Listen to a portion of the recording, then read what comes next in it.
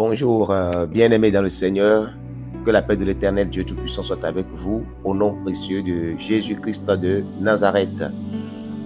Je viens toujours dans l'affaire du prophète Élie Pada. Hier, le 9, je suis tombé sur un post qui a été publié par le père spirituel du prophète Élie Pada, l'homme de Dieu, l'apôtre Éric Yahi, qui est le père dans la foi du prophète Élie Pada, fait une publication que je lis.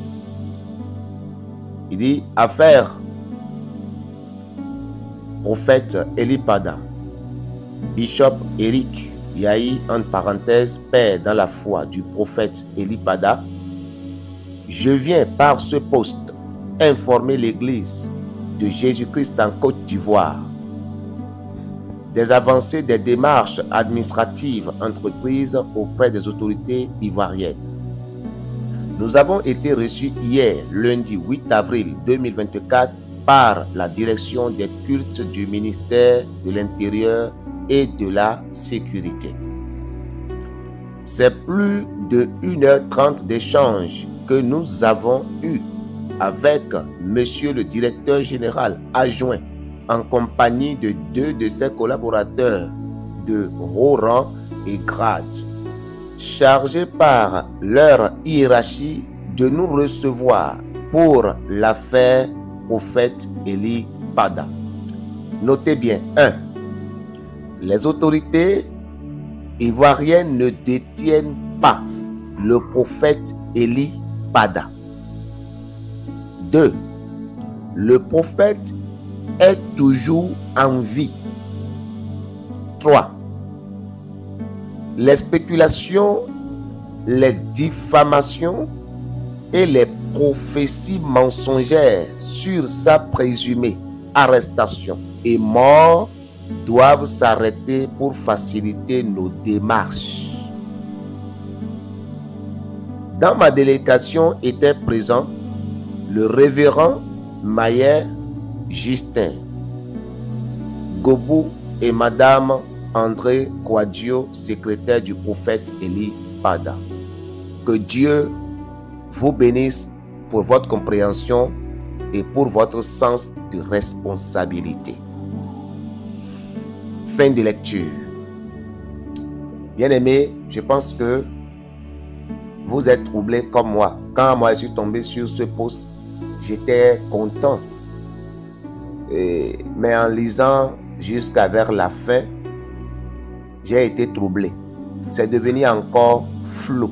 Flou pour moi, si bien que je n'ai pas trop compris, mais je comprends. Et parce que si... Bon, je comprends. Je préfère comprendre comme ça. Et je pense que tu comprends. J'aimerais inviter tous les soldats de Dieu qui sont en train d'élever la voix vers l'Éternel Dieu Tout-Puissant pour la libération de cet homme à continuer, à continuer, à continuer. La seule chose qui me réjouit le cœur, j'ai la certitude, la conviction que le prophète Élie Pada est vivant. Nous avons les preuves comme ça, que le prophète est vivant. Dans ce post, l'homme de Dieu confirme au point 2 que le prophète Élie Pada est vivant.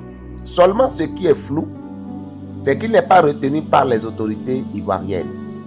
Mais je me demande si c'est le cas. D'accord.